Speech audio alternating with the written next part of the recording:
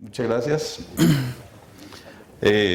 Primero, para empezar, pues dar los agradecimientos a la Fundación Ceiba, a la Universidad Nacional y a la Escuela de Verano por la invitación a compartir con ustedes algunas ideas sobre una propuesta que tenemos para el esquema que podría tener la ciencia y la tecnología en un escenario de posconflicto. Esto han sido reflexiones que se han venido realizando desde hace algún tiempo, mirando escenarios internacionales y referenciándonos con otros países, qué es lo que han hecho, cuáles han sido sus indicadores que ellos han manejado y ver nosotros cómo estamos frente a todo esto y ver qué propuesta se puede hacer. Y cuando uno empieza a mirar este tema, ¿cuál es la importancia de la ciencia y la tecnología en la paz? Se encuentra cantidad de información en internet, se encuentra en las bibliotecas, y esto es como alguna de ese tipo de literatura que aparece diseminada. Las Naciones Unidas tienen, la UNESCO tiene un programa especial de la ciencia y la tecnología para la paz. ¿Por qué es importante la ciencia y la tecnología para lograr la convivencia en armonía de los ciudadanos en un país? Para iniciar entonces, bueno, esta es la agenda, algunos comentarios generales sobre lo que tenemos nosotros, la situación de nosotros, cuál es la referenciación de Colombia frente al mundo, la propuesta y algunas consideraciones finales y unos agradecimientos.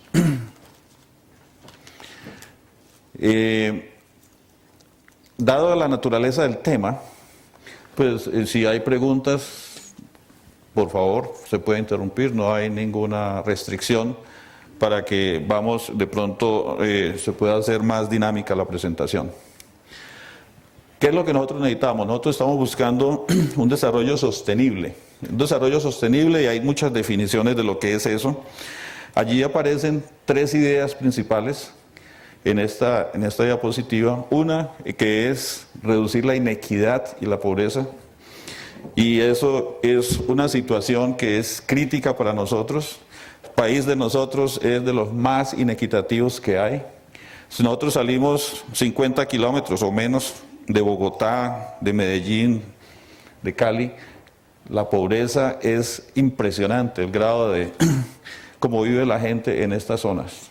Nosotros no nos alcanzamos a imaginar esa, y si nos vamos 100, 200 kilómetros más lejos, la situación es todavía más complicada. Entonces, nosotros no podemos aspirar a resolver el problema de la inequidad y la pobreza si no tenemos empleo. Si no tenemos empleo y no tenemos empleo calificado. Entonces vamos a empezar a poner ahí unos adjetivos. Calificado se refiere a que hoy en día más o menos el 65% del empleo en Colombia es subempleo. Entonces la gente está trabajando, hace química y va a manejar un taxi. O pues cosas de esa naturaleza, ¿no es cierto? O se va a emplear a manejar una tienda. Bueno. Y eso está asociado con el segundo punto, que es el bienestar de los ciudadanos, que lógicamente pues está asociado al primero. Eso es el desarrollo sostenible, y eso tiene que estar combinado con el tercer punto, que es muy importante, y es el medio ambiente. Hay que, en muchas ocasiones, por dar soluciones inmediatas a los problemas, a generar empresa, por ejemplo, no se tiene en cuenta el impacto que se causa en el medio ambiente, y muchas veces corregir esos errores es muchísimo más complicado que vivir con ellos. Es más complicada el remedio que la enfermedad, y es donde se puede aplicar esto. Por ejemplo, vemos el caso de China, el problema de la contaminación, o vemos el caso que ocurre en el sur de Rusia, por ejemplo, estos países que son ricos en petróleo, donde hay cantidades de fuentes de agua completamente destruidas que no se van a recuperar en 200, 300 años. Entonces, ese desarrollo sostenible pues tiene que ver con esas cosas. Uno se podría preguntar, bueno, en Colombia, ¿qué nos pasa? ¿Por qué nosotros no podemos aspirar a tener un desarrollo de esa naturaleza? Tenemos recursos naturales, tenemos cantidad de productos naturales, minerales, etcétera, que nosotros podemos explotar.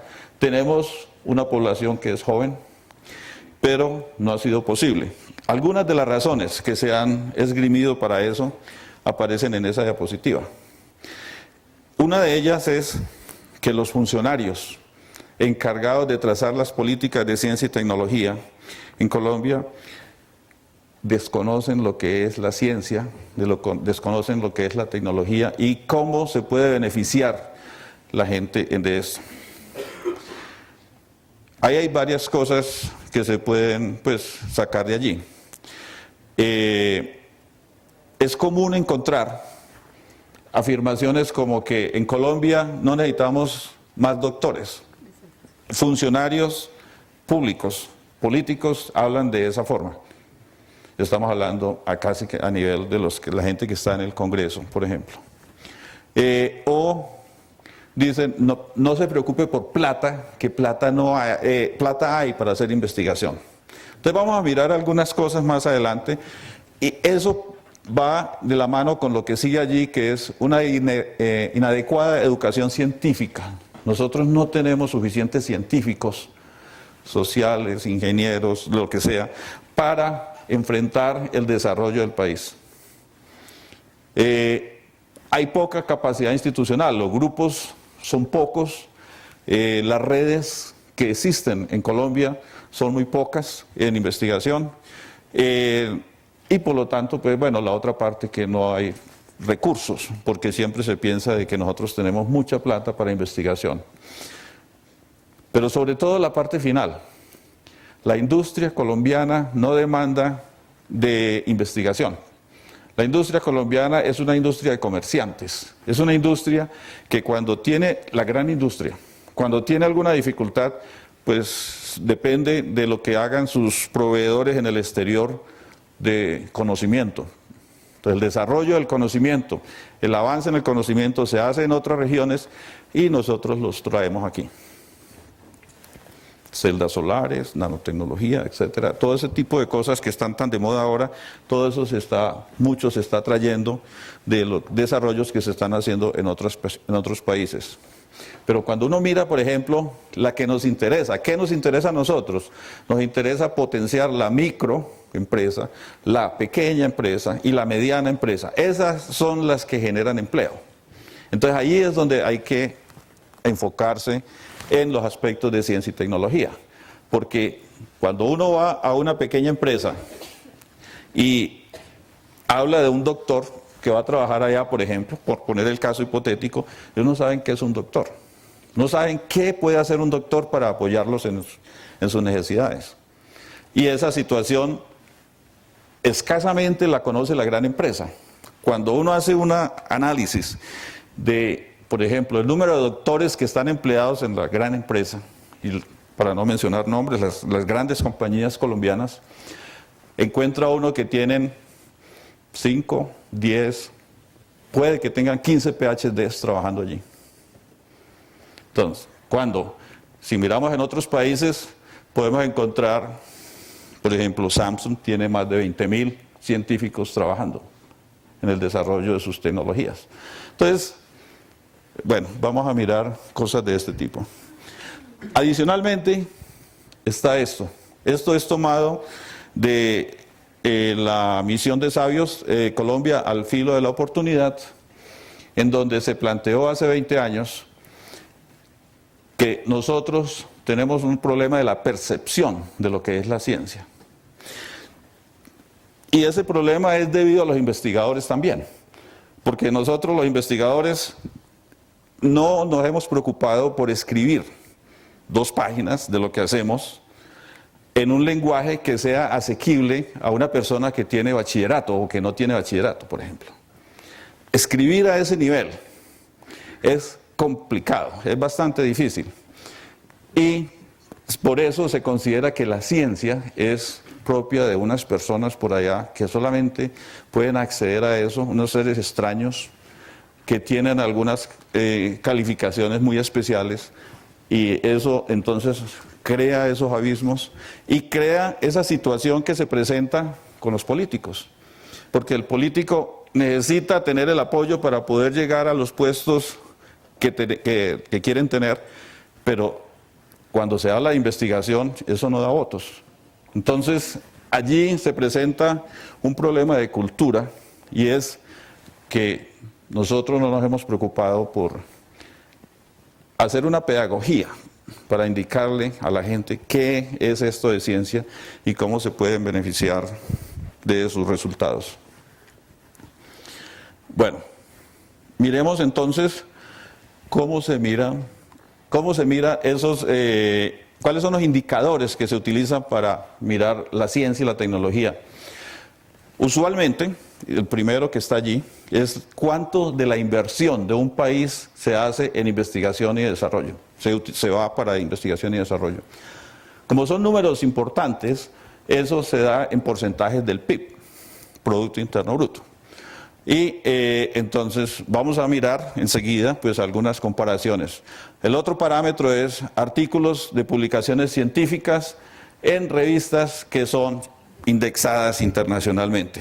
Esas son las que dan visibilidad al país, esas son las que muestran las competencias, esas son las que exponen a las personas que están haciendo trabajos qué tan avanzado está generando conocimiento o está replicando o cosas que ya se hicieron en otras partes. Número de investigadores dedicados a la investigación por millón de habitantes. Patentes. En esto de las patentes es algo crítico porque nosotros en Colombia podemos tener muchas patentes y aparece allí residentes y no residentes. Todas las empresas multinacionales cuando llegan al país inmediatamente se traen todos sus desarrollos y los patentan aquí. Entonces esas son las no residentes. Cuando uno mira a la residente, entonces tendremos, no sé, 100, 150 patentes contra 2.000 o 5.000 o 10.000 patentes no residentes. Las 100 son de pronto los desarrollos que se han hecho aquí en Colombia. Bueno, y lo otro es exportación de productos de alta tecnología. Vamos a mirar algunos, no más. ¿Con quién nos referenciamos? Uno se referencia con el que quiera y pone uno las condiciones y dice, yo me quiero comparar con este, con este, con este. Entonces aquí estos números que vamos a ver enseguida están hechos comparando a Colombia con Israel, Japón, Corea, Sudáfrica, China. O mirando el entorno más cercano, que es por aquí Brasil, Chile, Perú, o mirando los que se llaman los CIBETs, que corresponden a esas siglas de Colombia, Indonesia, Vietnam, Egipto, que son países que una agencia de inteligencia en asuntos económicos de Estados Unidos, del gobierno de Estados Unidos, los clasifica como promisorios, países que han estado con un índice de inflación muy reducido en los últimos años, y que tienen un porcentaje de gente joven muy alto. Entonces, es muy importante eso, la gente joven, y por eso pues esa clasificación de los CIBETs pues, la tiene en cuenta. Población. Esto, todo lo que vamos a hablar, pues lógico, eso va a estar asociado a la población. En el caso de la comparación de la referenciación internacional, pues Japón tiene 120 millones, China tiene alrededor de 1.200 o 1.300, aquí faltó Sudáfrica y Colombia, que están alrededor más o menos de 50 millones de habitantes para tenerlo como referente. Latinoamérica, pues Brasil, que tiene alrededor de 200 millones, y en los CIBETs, Indonesia es el país que tiene la mayor población, que está alrededor de 250 millones de habitantes.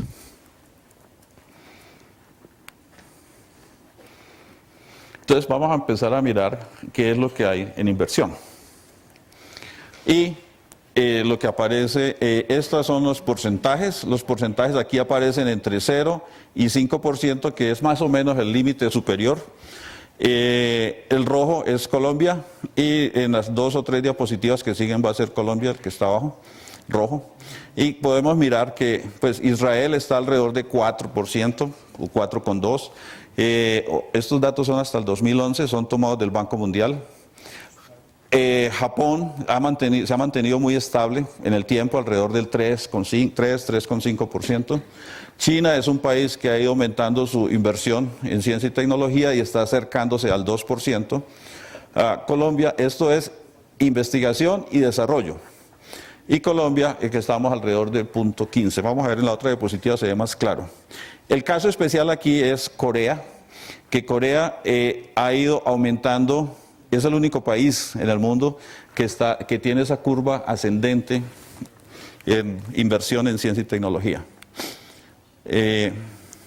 Aquí aparece, ya vamos para la región, van a aparecer esta diapositiva y la siguiente. Esta se llama actividades de ciencia y tecnología. Esto es un parámetro que sacó la UNESCO hace como unos 10 años para mirar esto, porque actividades de ciencia y tecnología incluye investigación y desarrollo más otras cosas, museos, capacitación técnica, y entonces al utilizar actividades de ciencia y tecnología el número se sube un poquito.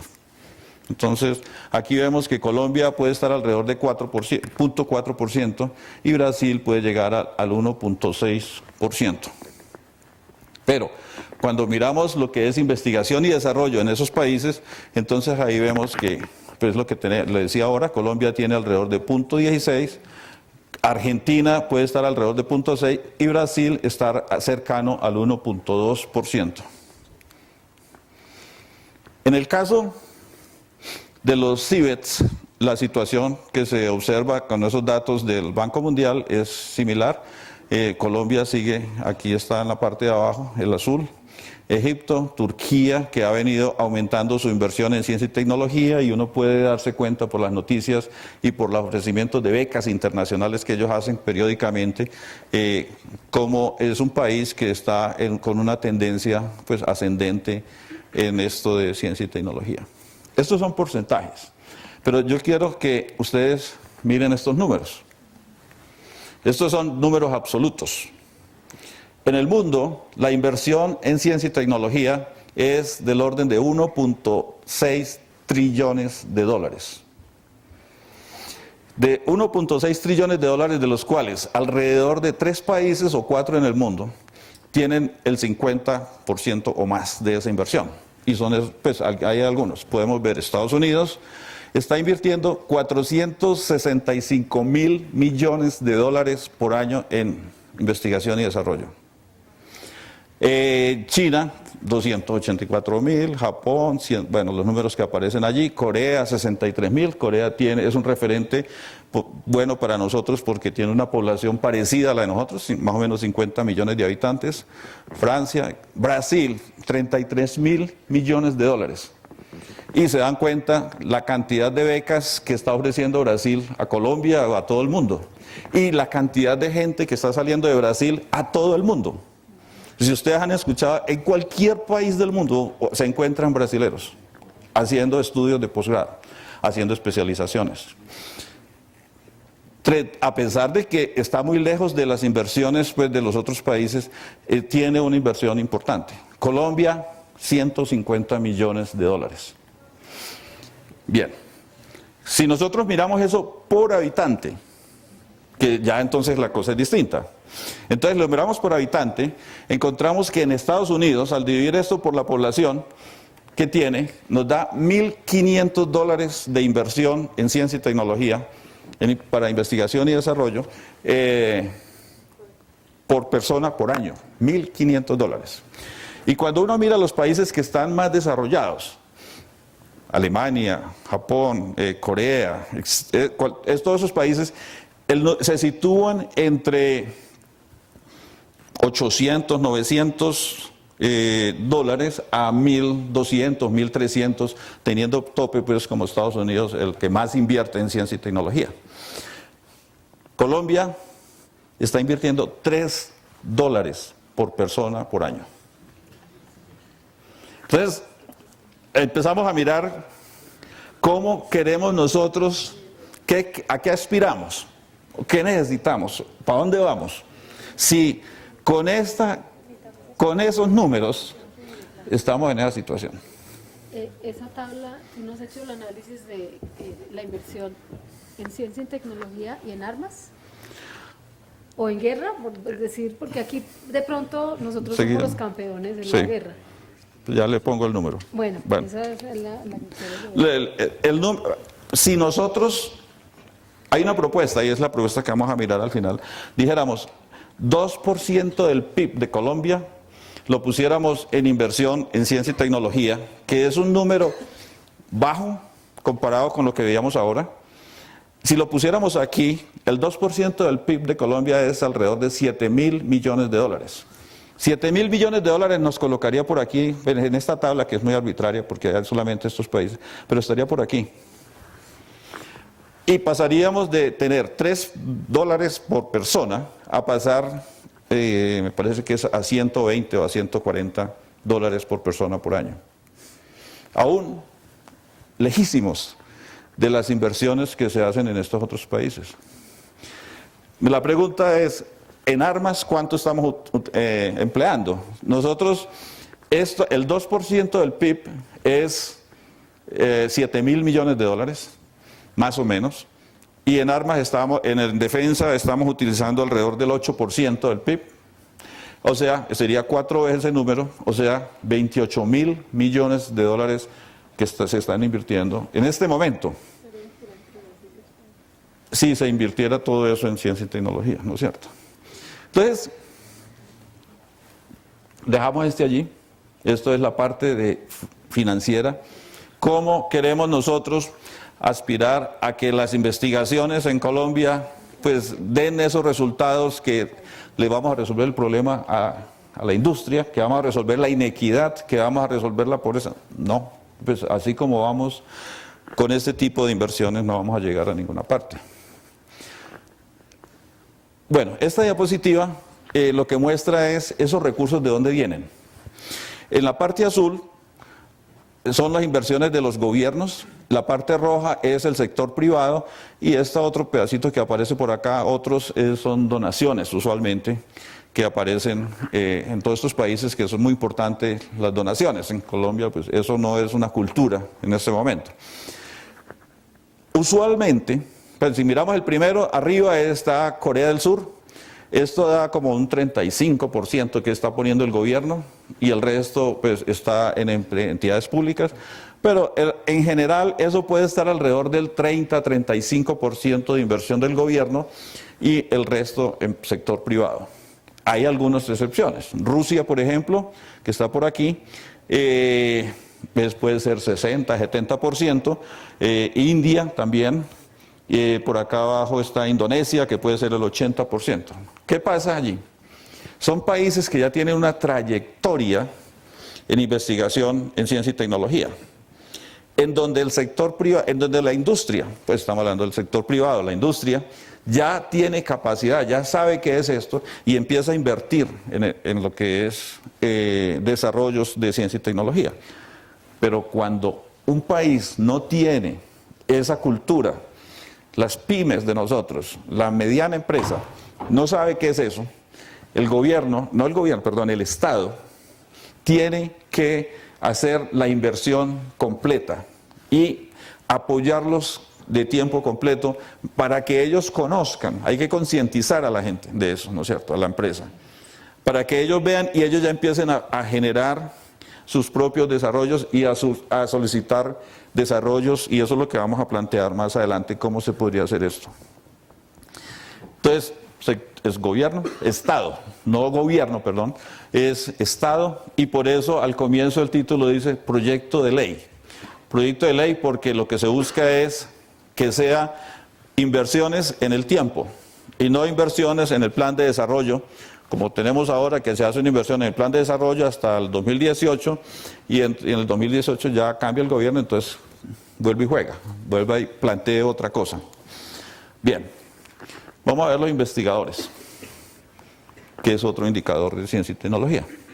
Investigador, esto es una persona activa en investigación que participa en la concepción de ideas, en la generación de nuevos conocimientos, productos, procesos, métodos. Usualmente es gente que tiene doctorado, que publica internacionalmente, que dirige tesis de doctorado. Estos son parámetros del Banco Mundial, que se toman, por eso los están allí escritos de esa manera, y son muy parecidos a los que usa Colciencias. Miremos aquí entonces para datos del Banco Mundial, con ese criterio, cómo está la parte de investigadores. Entonces observemos que aquí está desde 0 hasta 7.000,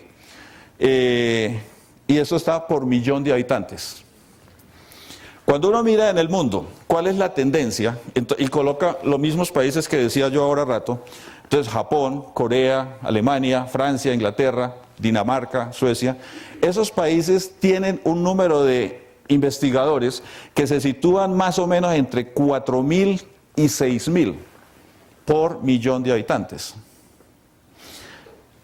Los otros están por acá. Bueno, China está en este caso, pues está bien abajo porque pues por el número de habitantes que tiene, pero Colombia tenemos 166 por investigadores por millón de habitantes.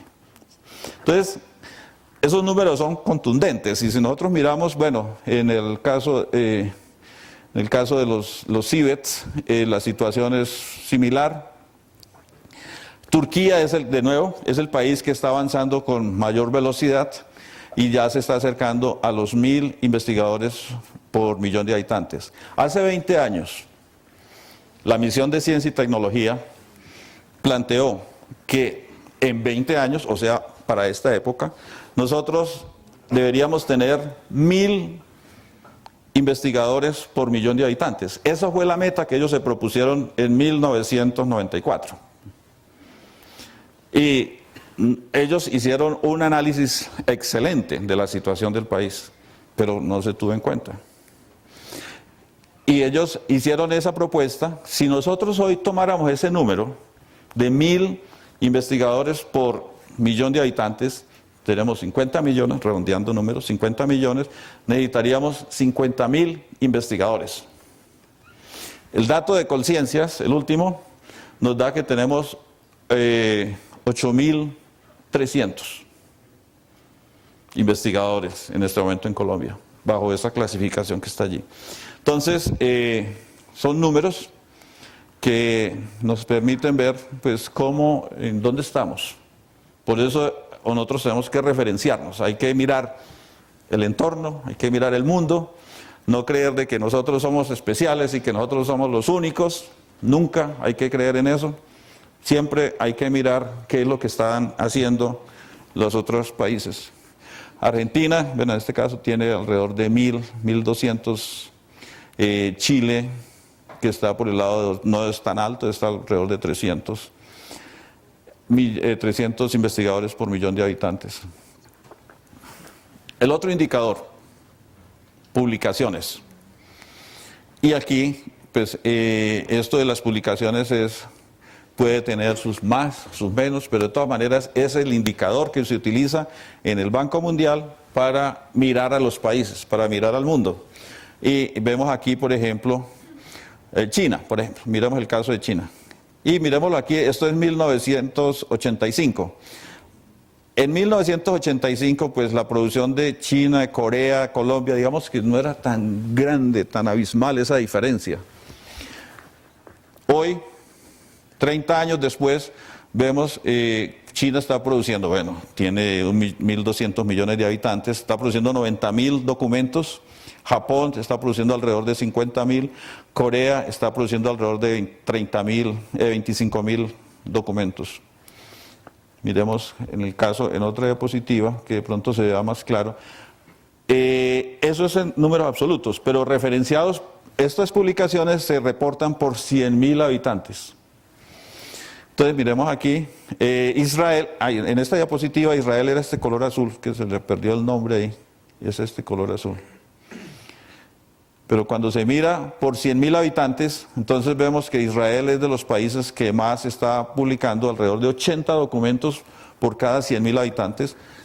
Japón 40, Corea 70, 60, 50 y Colombia pues permanece en el estado basal allá, donde decíamos cerca al eje X. Casi en todos los valores estamos así. Vamos a ver si de pronto aquí se ve un poquito más Claro, y eso nos da como, este número da, mire que esto es 0, de 0 a 14, o sea que nosotros estamos produciendo como 1,5 artículos por cada 100.000 habitantes. Pues de esos artículos que son referenciados en las bases de datos internacionales y lo que toma el Banco Mundial para sus estadísticas. Vemos Chile, Argentina, bueno, todos tienen una tendencia al alza, a subir, a mejorar. Colombia pues tiene una mejora muy lenta y eso se debe a ese estímulo que estableció el país de, sobre todo para las universidades públicas, de dar unos puntos salariales para estimular la investigación, para estimular las publicaciones. ¿Qué pasa? Que por la idiosincrasia de nosotros el sistema se pervirtió. Y entonces se hizo una clasificación de revistas, por ejemplo, en la cual la revista de, por decir algo, de Peque, que es un pueblo por allá en Antioquia, era mejor que una revista de la American Chemical Society. Y entonces daba los mismos 15 puntos publicar en la revista de Peque que en el JACS, que es la revista de química de las más altas. Daba lo mismo. Entonces, ¿qué pasa? Allí mejoró mi salario, entonces todo el mundo se fue a publicar allí, en esas revistas. ¿Por quién cambió eso? Conciencias. En algún momento hizo un cambio, ahora se espera de que eso se revierta, porque no hay derecho pues a que se siga manejando pues eso de esa manera, ¿no es cierto? Pero a pesar de eso, no se publica pues la gente no aprovecha, digamos, esos estímulos para mejorar su salario. Las condiciones, pues es que las condiciones son difíciles, ya vimos todos los números que hemos visto hasta ahora, y entonces eso nos lleva a la propuesta que hemos estado hablando, y que sean proyectos de 1 o 2 o 3 o 4, depende de cómo se interprete, proyectos de ley que garanticen el desarrollo del país, no en los próximos 5 o 10, sino en los 20, 30 años, que sea una política de largo aliento. Si nosotros hubiéramos adoptado la misión de sabios, lo que ellos recomendaron hace 20 años, seguramente la historia de nosotros sería completamente diferente. No estaríamos hablando de esto hoy. Bien, entonces, para entrar en vamos a mirar unas consideraciones antes de ver la propuesta. Y lo que ya habíamos hablado, es fundamental reducir la inequidad. Eso es, digamos, ese es el primer punto que tenemos que apuntar. Y tenemos que tener que el desarrollo de la industria colombiana depende de la ciencia y la tecnología. Si nosotros no vamos a utilizar la ciencia y la tecnología para darle valor agregado a los recursos naturales, porque eso es lo que tenemos que hacer, los recursos naturales que nosotros tenemos, darles valor agregado, vamos a seguir con el desarrollo que tenemos. Se conoce que un país que exporta sus materias primas sin darle ningún valor agregado va a alcanzar un PIB, un desarrollo, un crecimiento entre el 4 y el 5,5% en el mejor de los casos. Cuando uno le dice, no, es que estamos creciendo muy bien, estamos exportando más petróleo, más carbón, más oro, más hierro, más níquel, pero nosotros lo sacamos de la tierra y se lo entregamos a los otros para que lo procesen. No le damos ningún valor agregado. Cuando se le empieza a dar valor agregado, entonces empieza a subir, es posible aspirar a un PIB del 10, 12, 15%. Si no se da valor agregado a los recursos naturales, vamos a quedar en el 4. Para el próximo, o para este año es el 3,5, algo así. Igualmente, entonces está el ritmo con que las empresas incorporan el conocimiento. Y eso depende del personal calificado que esté allí. Eso depende de esa gente, porque si las empresas no tienen personal capacitado para entender, para asimilar el conocimiento, pues entonces no van a seguir, no van a progresar. Se requiere de un manejo, ya lo habíamos hablado, manejo ambientalmente sostenible. Necesitamos, ante todo, políticas públicas que impulsen la calidad de la educación y contribuyan pues a reducir el empleo informal, y todo esto pasa por tener una educación, pues la universidad es el eje central, es el que nos va a mostrar por qué lado debemos marchar. En Colombia tenemos una situación muy particular y es lo que se llama la enfermedad holandesa. Enfermedad holandesa es un término económico que se acuñó hace como 100 años en Holanda porque ellos tenían unas empresas de textiles, pero al mismo tiempo tenían gas y empezaron a exportar todos los recursos en gas, todo el gas que tenían, y empezaron a recibir divisas y la moneda se valoró. Lo que nos pasa a nosotros con el peso.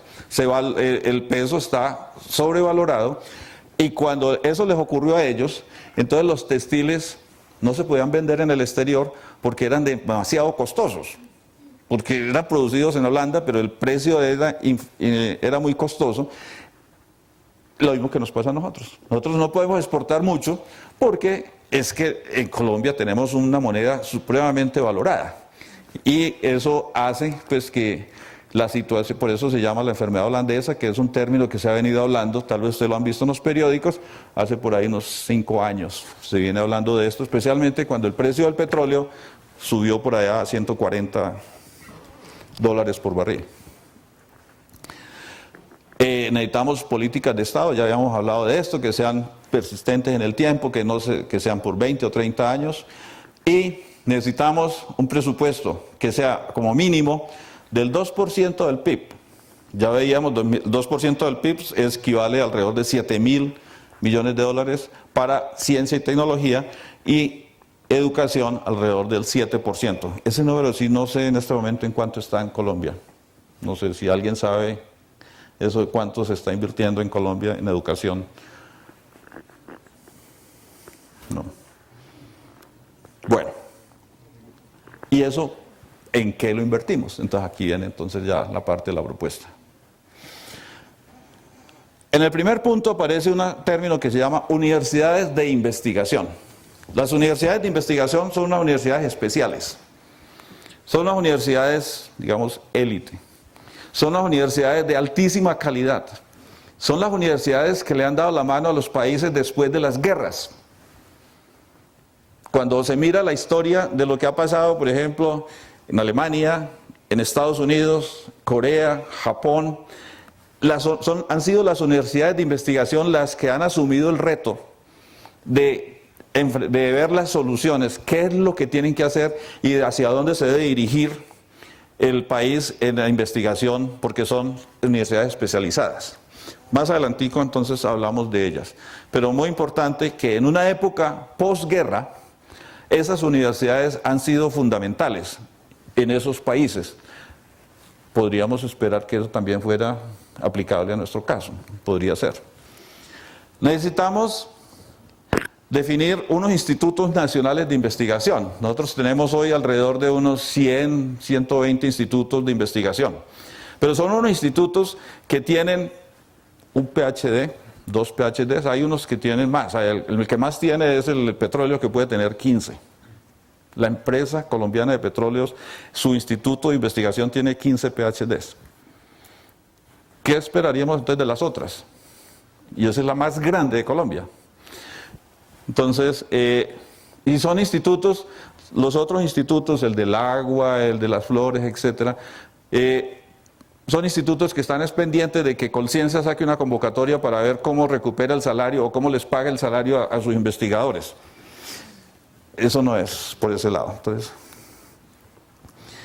enseguida vamos a volver a tocar estos temas, pero esa es la propuesta, ¿no? Necesitamos definir unos parques de ciencia y tecnología. Parques de ciencia y tecnología, vamos a hablar enseguida, que deben estar asociados a las universidades y a los institutos de investigación. Y allí es donde se generan las nuevas empresas, generadas con base en el conocimiento. Eso no, las spin-off, eso no es una invención de este documento, esa es la experiencia mundial. Y esa ha sido la forma como muchos países han adoptado para sus desarrollos. Hay que impulsar la formación de ingenieros, médicos, técnicos. Enseguida podemos volver a hablar sobre esto. Hay que impulsar el desarrollo en ciencias naturales. Nosotros necesitamos los desarrollos de las ciencias básicas. Hay que fomentarlo.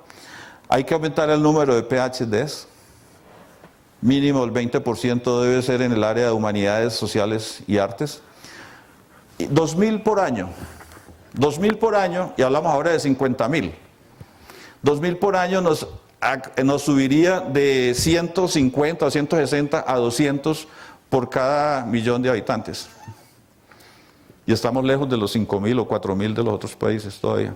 Formar esos 2.000 PhDs en Colombia o en el exterior con los recursos apropiados para la investigación, porque no es el hecho de dar la beca y no dar la plata para la investigación, eso puede costar $1 billón. Entonces, los 7.000 millones de dólares no es que sean unos números exagerados, ¿no es cierto? Es que nosotros tenemos un atraso tan grande que hay que invertir. ¿Y tenemos de dónde? Lo que pasa es que necesitamos la voluntad política para poder hacer esto. Bien, entonces hablemos unos... Cuando tú dices que tenemos de dónde invertir, lo que están diciendo es que cuando se va el posconflicto, los recursos que se destinan a guerra pasen a financiar esto, o de dónde es la plata con la que se... Sí, hay que hacer reorganizaciones. Inclusive hace la Universidad Nacional y la Universidad de los Andes, algunos profesores de los Andes, de la Nacional y creo que de la Javeriana, estuvieron haciendo unos análisis para ver de dónde se podría sacar el 2% del PIB, aún en estas condiciones, como estamos hoy. Y es posible, de diferentes rubros, recoger los recursos necesarios para el 2, para llegar a ese número, por ejemplo. Lógico que ese número no va a ser de hoy a mañana el 2%, sino que sería una cosa, digamos, en 3 años, en 4 años, ponerlo escalonadamente. Porque eso necesita, esta es la propuesta, ¿no? Pero eso, la implementación es una cosa que lleva, hay que pensarla muy bien, y ahí es donde se requiere, por ejemplo, los grupos de pensamiento. Nosotros tenemos que apoyarnos en los grupos, en la gente que ha trabajado, que ha transitado por las experiencias de investigación. En todas las universidades existen. Y eso es lo que no se está usando, porque en este momento las decisiones las toma una persona y no se apoya en la opinión de la gente que conoce, los grupos de pensamiento, que necesitarían grupos de pensamiento pues, en muchos temas. Esas universidades son, como decía, serán escogidas por paneles nacionales, internacionales, podrán ser premios Nobel, etcétera. Bueno, ya eso se podría definir cómo se puede hacer esto. Tendrán los mejores estudiantes. Son universidades muy exigentes en la calidad. Tendrán profesores pues, en ciencias básicas, ciencias sociales, salud, etc. Una universidad de investigación tiene pregrado y tiene posgrado. ¿Cuál es la diferencia? Que el pregrado y el posgrado están más o menos al mismo nivel. 50% de estudiantes, este número así arbitrario, 50% en pregrado y 50% en posgrado, preferiblemente en doctorado. Esas son las universidades de investigación. Puede ser 60% en posgrado o puede ser 60% en pregrado, pero se mueven ahí en esos rangos. A mí me preocupa algo y era una discusión muy reciente que había cuando la Universidad Nacional y muchas universidades estatales comenzaron a pedir dineros y las universidades menores, entre comillas, no quiero ser peyorativo con eso, pero digamos con menores capacidades, menores presupuestos, precisamente pedían más y sentían que estaban en una competencia desleal e inequitativa con universidades poderosas, entre comillas, vuelvo y digo, intentar ser peyorativo. No, ¿cómo se ve eso allí cuando se habla de universidades de investigación? Las universidades de investigación usualmente son el 4 o el 5% del total de universidades de un país. Yo no sé si la siguiente diapositiva, sí esta. ¿Eso qué pasó ahí? Las universidades de investigación son más o menos el 4 o el 5% del total de las universidades de un país. O sea, Estados Unidos, allí la primera tiene 9. Reino Unido, bueno, eso no sé, 7, 8, etcétera. Por aquí sí, sí quedó 1. Bueno, son muy pocas. ¿Qué quiere decir eso?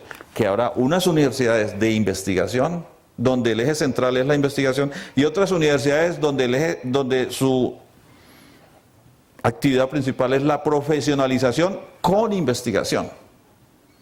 No es que no se haga investigación en las otras, se hace investigación, pero su eje central es la profesionalización. Y entonces allí es donde viene la situación, ¿no es cierto? Si se van a apoyar las universidades de investigación, que hay que apoyarlas con buenos recursos, a todas hay que apoyarlas. Cada una en su quehacer específico, ¿no es cierto? Pero a todas hay que apoyarlas. No puede ser ponerlas a competir como ocurre en este momento, porque así en este momento sí es una rapiña. Se pone, por ejemplo, yo le comento, hemos tenido casos en que otras universidades, para no mencionar nombres, han recibido, que están muy lejos de lo que es, por ejemplo, la Universidad de Antioquia en investigación, y reciben más plata para investigación, estas universidades, que la Universidad de Antioquia, el número que yo conocí hace un año. Entonces uno dice, ¿y para qué se le entrega plata a estas universidades que no tienen capacidad? Porque tendrán 10, 15 PhDs profesores trabajando. La Universidad de Antioquia tiene 620 PhDs, la Universidad Nacional tiene 1000 PhDs o 1100. ¿Quién hace investigación? Esa es la gente que hace investigación, ¿no es cierto? Entonces ahí eso tiene que considerarse. Pues, bueno, entonces son unas cuantas, eso no es para todo el mundo. Las universidades de investigación tienen unas exigencias muy especiales. ¿Cómo se hacen? Se pueden hacer transformando las viejas, poniéndolas en ese estándar de universidad de investigación. Eso tiene una dificultad, y es que en esas universidades hay gente que es refractaria a ese cambio, y es complicado. Juntando dos universidades pequeñas, eso es una situación que se ha visto en varios países. La Universidad de Manchester hoy en día, por ejemplo, es una universidad de investigación producto de dos universidades que se juntaron. Conozco otro caso en Sudáfrica y en China, que se han juntado y han sido universidades de investigación. La otra forma es crear la universidad de investigación, de cero. Y eso es lo que hizo, por ejemplo, Corea hace 40 años, cuando crea el Korean Institute of Science and Technology, el KIST, que luego crean el KAIST, the Advanced Korean Institute of Advanced Science and Technology. China está creando una en este momento que ya es la Jiao Tong, que está en Shanghai, y esa universidad, eso va a superar al MIT, va a superar a Harvard, con la forma como está esa universidad creciendo. Se espera que va a ser la universidad de referencia en el mundo, lo que hoy es Harvard, por ejemplo. Pero eso es con inversión. Allí no hay elección de decanos o de rectores por partidos o por preferencias. Allí es por calidad y todo es por convocatoria internacional. Decanos, jefes, rectores, todo eso. Esas son las características de esto. Bueno. Entonces, punto 1, universidades de investigación. Punto 2, institutos nacionales de investigación. Esto a qué apunta? Esto apunta a apoyar la micro, la pequeña y la mediana industria principalmente. ¿Por qué? Hoy en día, lo que ocurre con la investigación es de que a nosotros los investigadores nos dicen es que usted tiene que apoyar el desarrollo de las empresas. Entonces lo llaman a uno, entonces uno tiene que ir allá 2 horas a pensar en un problema que tengan específico, vuelve a la universidad y tiene los estudiantes, tiene los artículos, tiene las propuestas, etc. Entonces, durante 2 horas por semana seguramente estará pensando en el problema de la empresa. Eso no se avanza. Le digo por experiencia propia, yo he estado en esas actividades y eso se avanza muy lentamente. Se hacen algunas cositas, pero esa no es la idea. La idea es tener unos institutos que tengan científicos dedicados de tiempo completo a pensar los problemas específicos del sector. ¿Y cuál es el sector? Lo que tienen las pymes. Colombia tiene una industria que no tiene nada de demanda tecnológica, como decíamos ahora. Entonces, hay que poner institutos, ¿de qué? Del cuero, para que la gente que trabaja en el cuero lo apoye. Científicos pensando el problema del cuero. Científicos pensando el problema del agro. Y en el del agro quiero ponerle el ejemplo de Embrapa en Brasil, que algunos de ustedes pueden conocer. Es el Instituto del Agro que empezó hace 30 años. Y cuando empezó, vinieron a Colombia a ver lo que era el ICA. ¿Cuál era el modelo del ICA? Y allá se fueron, implementaron, desarrollaron lo que es Embrapa hoy. Hoy Embrapa tiene 2.200 PhDs trabajando el problema del agro. Tiene 2.000 ingenieros. Tiene 1.000 técnicos. O sea, es un monstruo. Y es un referente mundial. Y Brasil es una despensa en alimentos hoy en el mundo. Y podemos ver todos los desarrollos. Entonces, esos son ejemplos de ese tipo de institutos. Mire, por ejemplo, institutos en Alemania.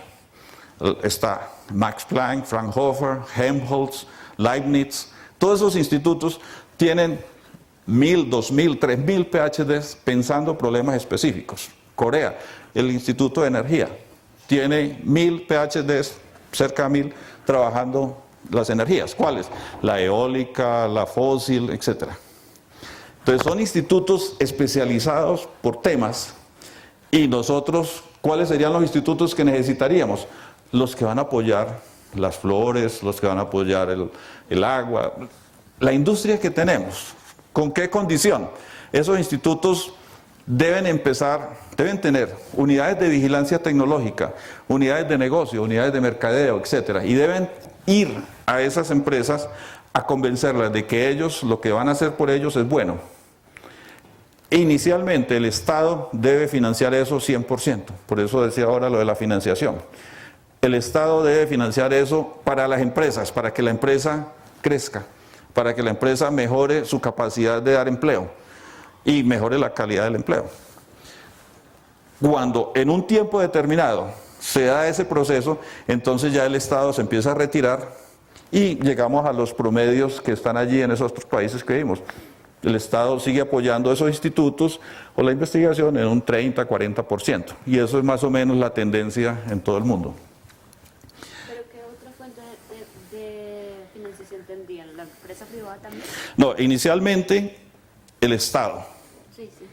Y ya cuando ellos empiezan a crecer, entonces ellos empiezan a contratar sus servicios. Entonces allí el instituto ya deja de recibir 100% del Estado y se financia con la investigación de las empresas. Sí, ese es el modelo, ese es el esquema, ¿no es cierto? Como si fueran oficinas de consultoría un poco para la investigación. Y consultoría o desarrollos. Entonces, por ejemplo, en estos días salía, si nosotros no mejoramos la calidad de los zapatos, no podemos seguir exportando zapatos a China. Y resulta que eso es un golpe grandísimo para la industria de los zapatos en Colombia. Yo no sé qué tendrán los zapatos, pues qué problema tendrán, pero entonces uno decía, pero si no se mejora la calidad de los zapatos, entonces será calidad de tratamiento del cuero, los productos químicos que usan, no sé. Pero es eso, ¿no? Entonces pensar esos problemas. Inicialmente se piensan los problemas de cero tecnología. Y el compromiso de los institutos es que ellos se tienen que evaluar cada 5 años y se tienen que ir subiendo en sus capacidades tecnológicas, al igual que la empresa está subiendo en capacidades tecnológicas. Los institutos son dinámicos, se tienen que repensar cada 5, 6, 7 años y tienen que estar en capacidad de acomodarse a la nueva realidad, de tal manera que todos van a subir. La propiedad intelectual, etcétera, todo eso. Deben tener una infraestructura estado del arte. Los institutos nacionales, habrá algunos que están en las ciudades, otros que están en las regiones donde se necesite. El Instituto del Mar, por ejemplo, pues estará seguramente en una zona costera que esté allí, ¿no es cierto? Y es gente, no va a tener, empezará con 10, 20 PhDs, pero la idea es que eso crezca rápidamente y tener 100, 200, 300. ¿Cuál es la otra ventaja de los institutos? Fuente de empleo para los doctores que se están formando en las universidades. Hoy en día estamos formando doctores y no se sabe dónde van a trabajar. Estamos mandando no sé cuántos cientos al exterior y ellos regresan y dónde van a trabajar. Entonces, a ver si de pronto en alguna universidad resulta algún puesto. Eso es una situación complicada. Los institutos serían ese tanque ahí, ese buffer allí para mantener, para apoyar y dar el apoyo a esta gente, ¿no es cierto? Bueno. Entonces los institutos están apoyando la industria que ya existe, que son las pymes, las medianas, la gran empresa, todas, lo que ya existe. Pero nosotros necesitamos crear nueva industria. Y la nueva industria está relacionada con los desarrollos que se hacen en las universidades y los parques de ciencia y tecnología. ¿Qué pasa en una universidad? Cuando uno trabaja en un laboratorio, uno hace algunos desarrollos que llegan hasta una cosa que llama prueba de concepto. Prueba de concepto de algo es que dice, sí, eso funciona. A más B me da C. Listo, eso da. Pero ¿será eso económico? ¿Se podrá escalar? ¿Qué problemas hay con el escalamiento? Entonces, eso hay que hacerlo en otro sitio, por fuera de la universidad, que son los parques de ciencia y tecnología. Son sitios que dependen de las universidades, de los institutos de investigación, en donde se van a incubar esas empresas, y ahí van a salir las spin-off. Estas empresas, un caso, por ejemplo, en Corea hace unos 8 o 10 años, tenían 800 parques de ciencia y tecnología. Tenían 60.000 empresas en incubación. Suponga que de las 60.000 empresas en incubación, se mueren el 50, el 60, el 70%. Eso es un montonón de empresas nuevas que van a entrar al mercado. ¿En dónde se potencia eso? En esos parques. En este momento nosotros no tenemos esos espacios. Entonces, en las universidades se hacen unos desarrollos, se encuentra que algo podría ser potencialmente útil para la industria y la misma universidad tiene que ponerse a hacer eso. Y entonces eso entra en contradicción, porque cuando se va a empezar a escalar, entonces hay que hacer experimentos que duran, digamos, 10 días. Y entonces tienen que trabajar día y noche. Entonces la universidad es trabajar día y noche, en algunas universidades es complicado. No hay los que se va la luz, bueno, o que viene la pedrea. Entonces eso tiene que tener sus espacios apropiados. En el mundo, pues los parques de ciencia y tecnología, ustedes los pueden consultar, son unas figuras muy bien desarrolladas, muy poderosas, con muy buena financiación, y allí la empresa privada entra a colaborar con ellos, ¿no es cierto? Algo que es muy importante en esos parques de ciencia y tecnología es la gerencia. Es muy delicada la gerencia, eso sí es una de las cosas que hay que tener pues muy presente en esos parques de ciencia y tecnología. Bien, entonces tenemos 3 cosas allí hasta ahora: las universidades, los parques de ciencia y tecnología y los institutos nacionales de investigación. Entonces, atender lo que ya existe y la nueva generación de empresas. Pero todo eso está amparado por algo que es el ente que regula la ciencia y la tecnología. En Colombia, ¿quién es? Colciencias. Colciencias es el único ente que está trazando políticas en ciencia y tecnología.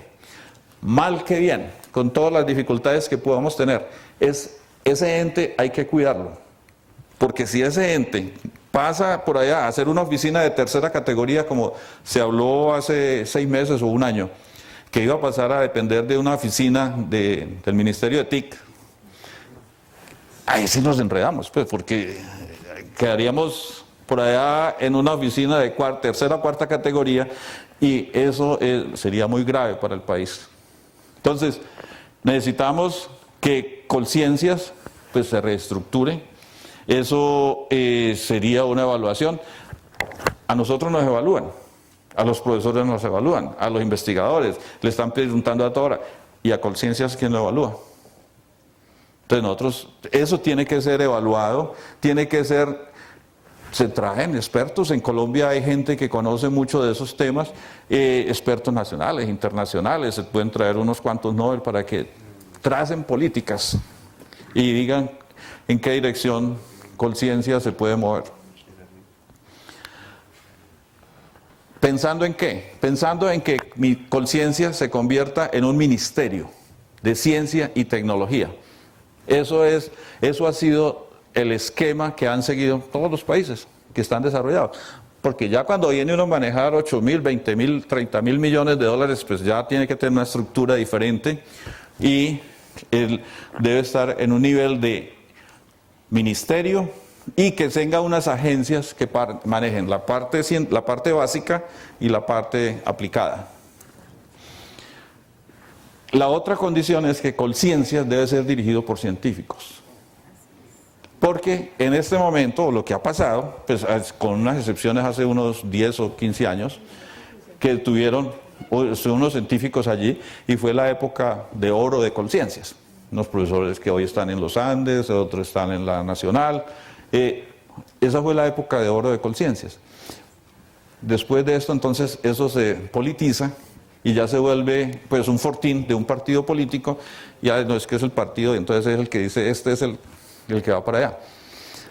Desconociendo entonces que son los investigadores, los grupos de pensamiento, insisto en esa parte, hay que aprovechar a la gente que conoce, toda esa gente que ha trabajado en Colciencias, para que tracen las líneas, las pautas de qué debe ser la ciencia y la tecnología en Colombia. Sobre la pregunta que usted hace ahora, la pregunta estaba por aquí, yo creo, ¿no es cierto?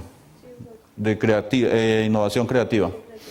Entonces, mire, lo que ha sido, lo traigo aquí ya para terminar, como un planteamiento de cómo ha sido ese desarrollo en Corea. Esto es para Corea.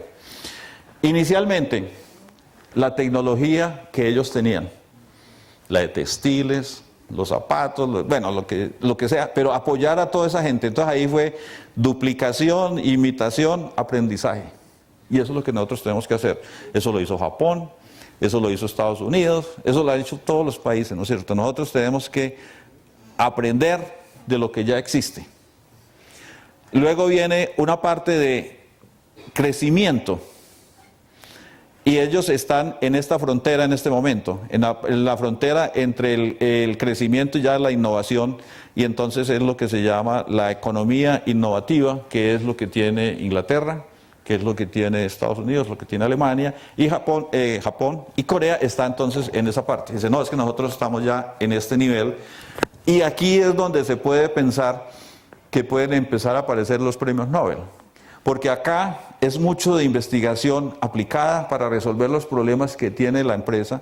Acá es mucho de investigación básica, fundamental, 50-60% investigación básica, y ya pues para ver los desarrollos que se necesitan en cada país, ¿no es cierto? Entonces, esa es me imagino que usted hacía referencia a esa parte o... Un poco, pues acerca de la innovación, pero también pensando lo pensé por la idea en la que se necesita que el 20% sean postdoctores de sociales, humanidades, sí. de artes.